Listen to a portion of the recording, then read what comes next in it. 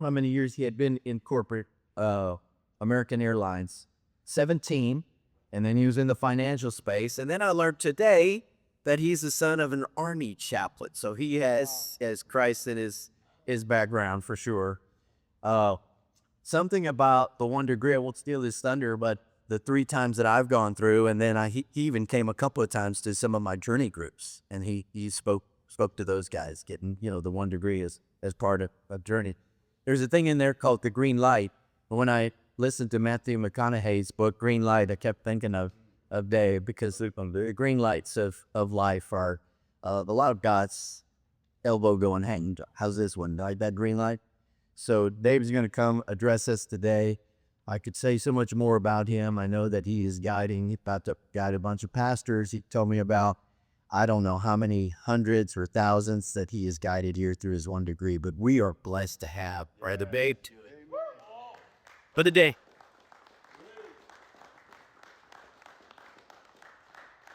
Sir,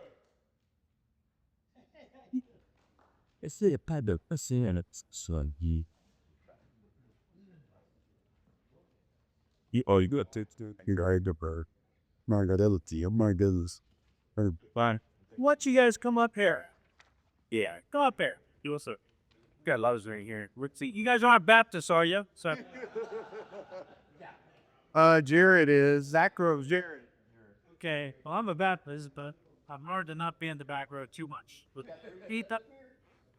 This on? Yes. Hold it, cool.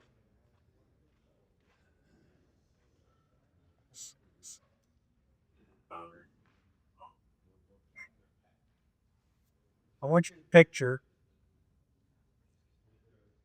Jesus and the disciples just heavy left the upper room. Probably a little confused. He's washed their feet. He's had communion with them. He's reminded them he loves them. He's also told them he's going to be betrayed by one of them.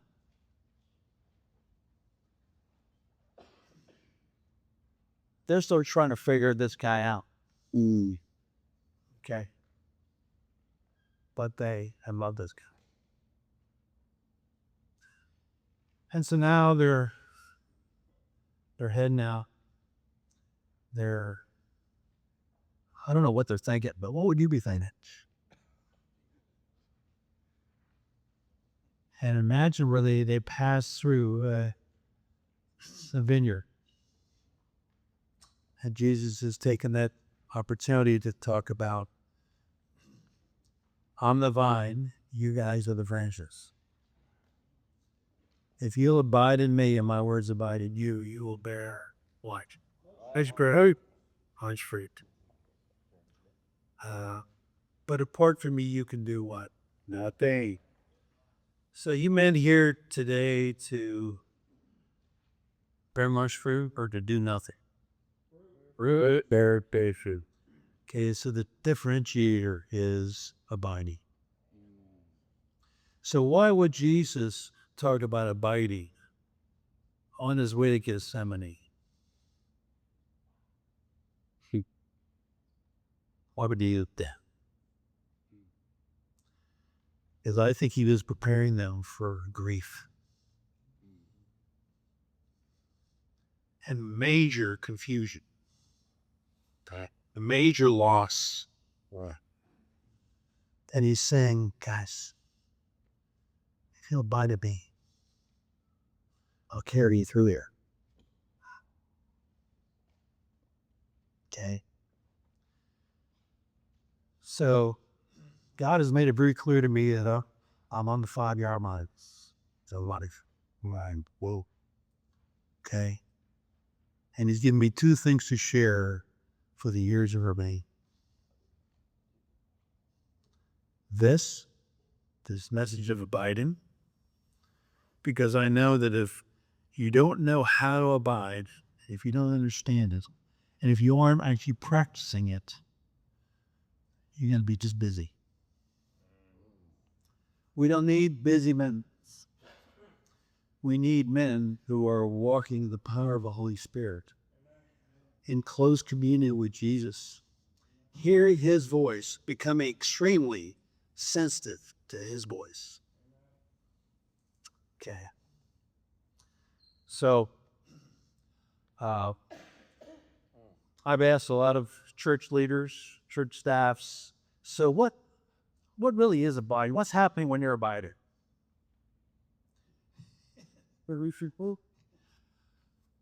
And I don't get a lot of great answers, frankly. And then I ask, so are you abiding right now? And I'm asking you that right now. Are you abiding right now? And how do you know it? And then I'll say, and when I ask that question, I get pretty much uncertainty. These are good people. These are committed followers of Jesus. But they're still uncertain if they're abiding. So then I stick the knife a little further and I go, so by not really knowing what abiding is, and by not really knowing if you're abiding in a given time, have an impact on your leadership there. So I'm saying that to you, man.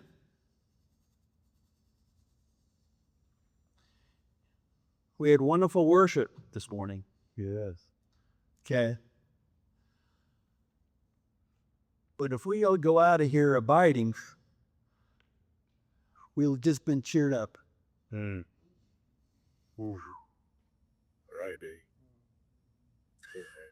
The people you're going to be rubbing shoulders with today need you to be abiding. Come on, guy. Come on. Okay. So when I was in my 20s, I asked a lot of people, what the heck does abiding mean? It seemed kind of squishy. Yeah. And I didn't get a lot of great answers. So here's what I've kind of come up with, and that's one of the sheets I've handed out to you. It's called the circle of abiding. So when you're in that circle, you're doing some of these things. Okay? You're aware of his presence. You're surrendered to his wealth. You're seeking his guidance. You're interacting with him. You're taking thoughts captive. You're maybe doing some praise or worship. You're meditating on the scriptures. I'm not saying you're doing all those things at the same time. I'm just saying that this becomes part of how you're operating. You've learned how to discipline your mind, so you are just a reactor. I've coached thousands of men all over the world. And what breaks my heart is that so many men are just reactors to life. I want you to be proactive with who God has made you to be. I want you to be going into your arenas boldly, expecting God to powerfully use you. Not because you're really neat, but because you're walking with Jesus. Okay? So, I want to challenge you today to make staying in that circle your number one priority in life over everything. Your marriage, your family, your ministry, your work, everything that in your life, I want to challenge you to commit to stay in that circle. Now, we know we go in and out of that circle often. We have some days we're not even in it. That's not a good day. Okay, and we wonder why we're still battling the same old things. Okay, we're wondering why we're not really, we say some of the stupidest things we could ever think of. Well, that's because you're out of the circle. So why don't you guys are men of commitment. Why don't you today commit that from this day going forward, I'm going to stay in that circle as much as I can. Oh. And that's when you will bear what? Much fruit. Much fruit. Okay. So, what are some of the things that get us out of that circle? There's a lot of things. There's certainly sin, distractions, can be positive things, can be negative things. But I've kind of honed in on this. I believe it's primarily negative emotions. Ooh. So that list that I handed out, I want you to take a look at that list. I'm going to give you 3 minutes. 3 minutes to be honest. Then look at the other guy. Okay.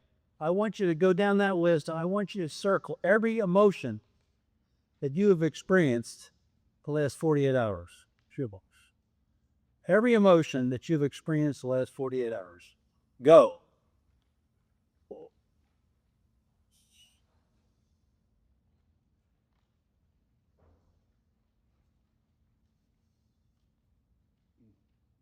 And this is not a contest.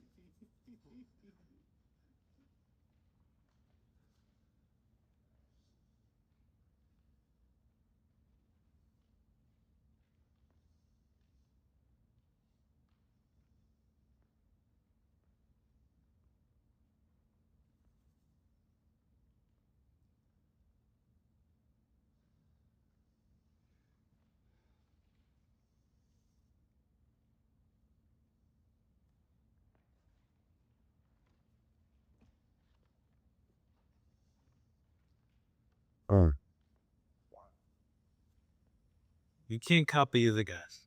Oh.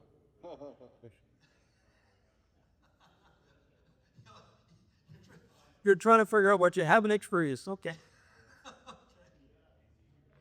You see it, man. I got about 7, 8 out down there. Just don't believe. Does this seem kind of real, guys? Wow. Yeah, really.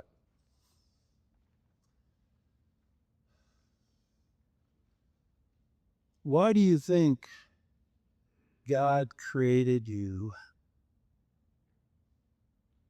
to have a much broader range of emotions than animals do?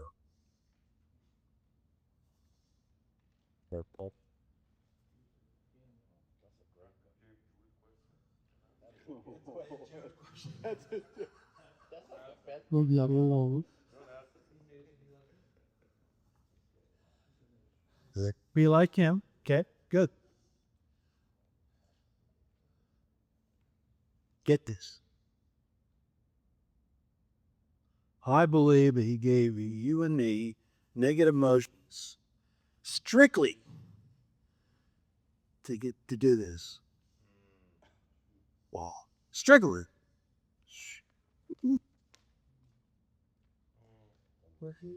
He didn't give you negative emotions to get caught up in the emotion or to get caught up in the circumstance or to whine and gripe about your hard life. He gave you negative emotions to run to him. God is always about relationship. If he wasn't, he would have wiped us all out. We are a pathetic group. Why he didn't do that to the Israelites, I do not know. Right. Okay. But we're no better. So guys,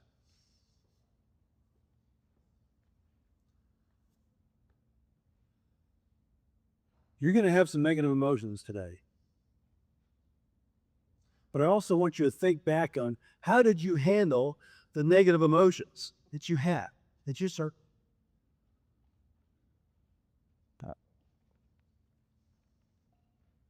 Did you whine? Did you just scramble to try to fix something? Did you try to stuff it? Did you drink something? Did you distract yourself with something? How did you handle the negative emotions that you had this past 48 hours? And all that time, God is going, That's all it is, guys. Dang it. We live in so much more noise, and all the time God is going, "Come here. I want to walk with you. I'm here. That's why I came for. I'm here because we're going to spend eternity together. I'd really like you to get used to be with me."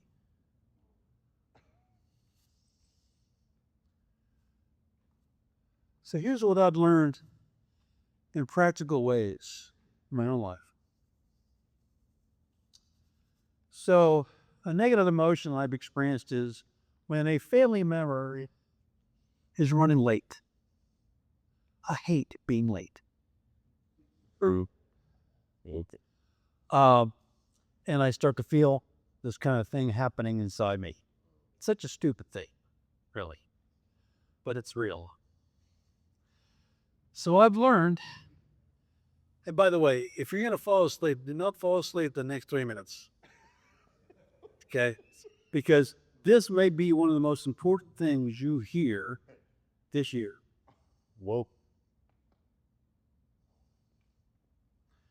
Because men, I've shared this all over the world with all kinds of leaders, all kinds of people, and it's been a game changer for them.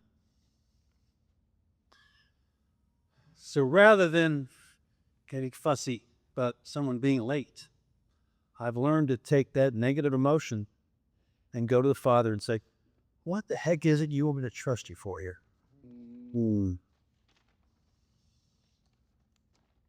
Write that down, guys.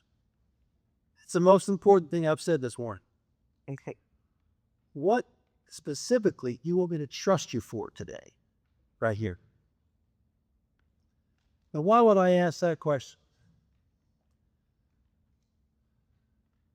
Because when you ask that question to the Lord, you're automatically starting to shift your attention to His sovereignty, His omniscience, and His care for you. In the midst of all the noise, we need to, if Jesus were physically walking with you throughout the day, how would you handle it? He's even closer. Now, He knows it's hard for us to trust an invisible God, but He'll help us. So, when I ask that question, then the important thing is listen. So when I ask that question about someone being late, and all of a sudden God says stuff to me like, "Hey, big boy, you ever run late?" They're not really trying to be late. They're probably just doing the best they can right now. Or they're just distracted. And by the way, it's all been worked out. I mean, how many times has it not worked out? I have missed an airplane flight because someone was late. But usually it works out. So what that's done for me is when I'll listen to Him, motion goes back down. I avoid an unnecessary conflict. Now, on bigger things like years ago, I woke up one Monday morning and I realized I had missed my quarterly tax payment deadline. And what made it worse is I realized I didn't have that money in my account to pay it. So what would that do for you guys? What emotion would that draw out of here? Huh? Stress. Okay. So I've been learning. Okay, Dave. Yeah, you feel stressed. What are some of your concerns here, besides jail or whatever? I wrote out my 3 concerns and I asked the Lord, "What specifically do you want me to trust you for here?" That's good. Then I heard Him tell me, "Dave, I'm really glad you're coming to me because I'm always a solution. Come on. You could scramble around. You can try to fix this thing. You can react to it. Or you come to me, and I know exactly what you need to do. And by the way, I work behind the scenes in ways you don't know. So I choose, and I'm a big journaler guy. So I write in my journal these three things I'm concerned about. And next to each one of those things, I wrote, I will trust you. I will trust you. I will trust you. I close my journal. 2 hours later, I get an email from my back office gal saying, hey, there's this check that's been in our back office for the last week. Thought you knew about it. Of course, I did. It's for $107,000. Oh. I cried. But here's what the Lord said to me. Pretty ridiculous, huh? Don't expect me to do this all the time. But I am always waiting for you to trust me. Come on now.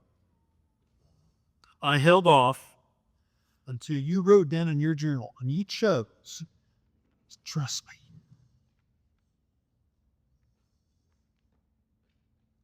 What are you guys not trusting? What are you guys trying to scramble around, fix, handle? It's a real waste of time, man. It's not that God won't tell you some things to do, but check in with Him first. Stop wasting your time and energy. Stop pissing people off unnecessarily. Good word. Because of our stupidity. Check in with the Master and learn how to listen to Him. And here's the beauty of this thing, guys. The more you do this, the more you use the day-to-day opportunities to draw in there to Him and respond to your negative emotions, you're going to get better at hearing His voice. And that is a major problem among Christians. They don't really discern God's voice very well. Wow. Yeah.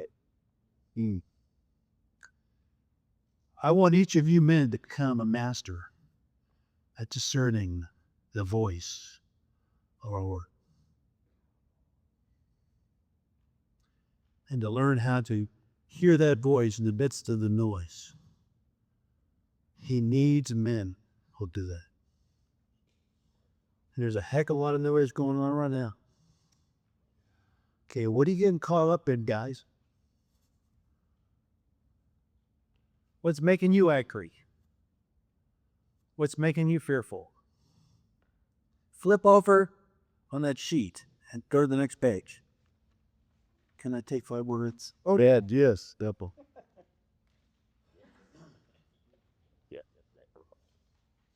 Okay, so here you got a guy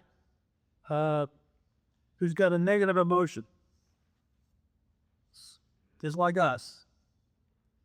And he's trying to figure out what to do. He's got 2 options. He's got the upper ladder, and he's got the lower ladder. And like most of us, he tends to take the lower ladder. So he's spooling around on this problem he's got. Okay. And hey, but he finally gets around to praying. You guys finally get around to praying? Sometimes. Hey, newsflash. You can pray without trusting. No. Which I call whining. Well, how many of you love whining? Okay. Okay. So that's what this guy chose to do. He's praying without trust. And here's what happens, guys. Immediately when you pray without trust, you have now taken on burden.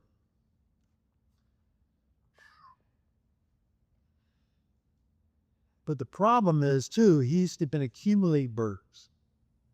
Just like some of you guys. You're accumulating burdens. You've been praying like crazy, but you haven't been trusted. you haven't been listening to what the Father is saying, this is what I want you to trust you for specifically in this situation.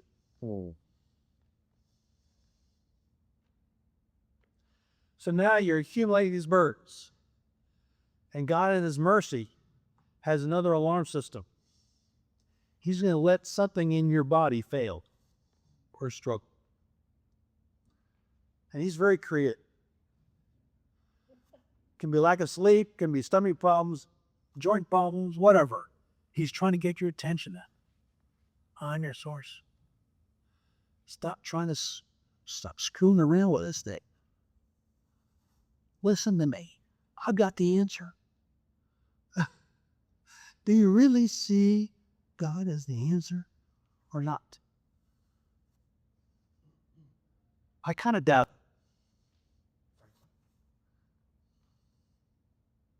At least not as much as you need to see him as your answer to everything. So here's what happens. That ladder represents, it's a cause and effect thing. You start out by you praying but not trusting. You start taking on burdens. You can ask yourself, how many burdens am I carrying right now? Family, finances, health, relationships, business.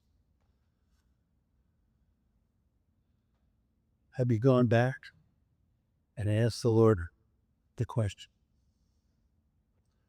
What specifically do you want me to trust you for here?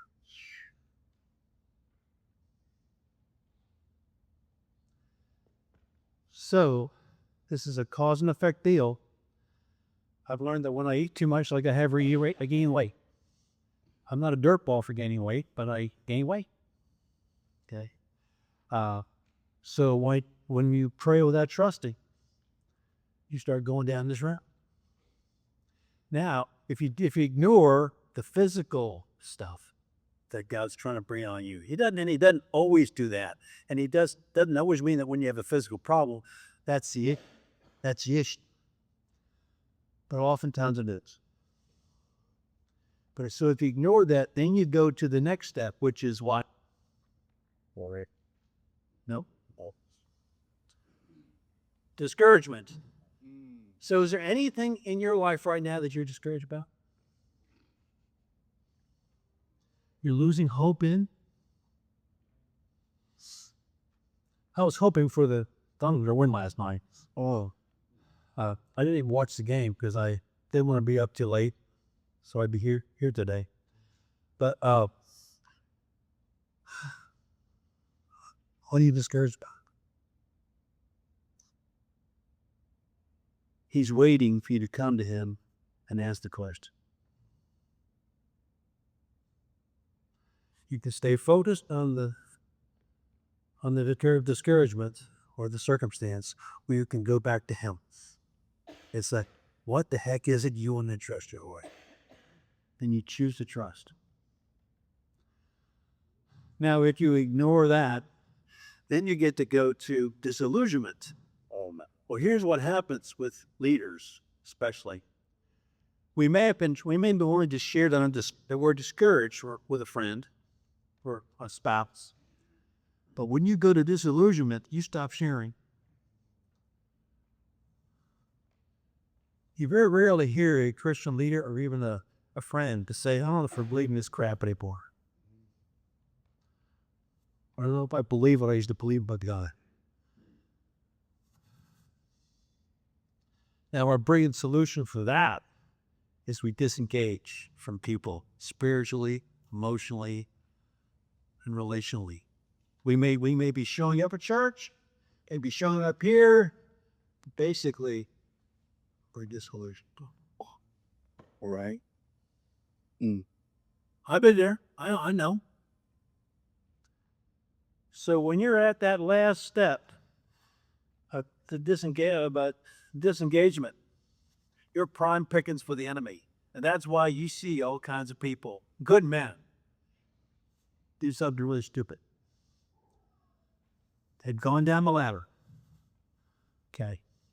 Now, what I'm hoping is that each of you start to learn how to experience sharing your concerns with the Lord, asking Him, what do you want me to trust you for? Choosing to trust, seeing Him work, and you get off that lower ladder. And you start going on the upper ladder. And a lot of you guys are on that upper ladder. But every now and then, something happens and you kind of lose perspective, and you find yourself on the lower ladder. Well, my hope for you is you've experienced that intimacy with the Lord. And you say to yourself, knucklehead, I know what to do here. I need to go back and ask the question and choose to trust. Are you guys going to do that? That's already done, right? Or are you going to fill around, scramble around, and try to take things in your own hand and waste a whole lot of time?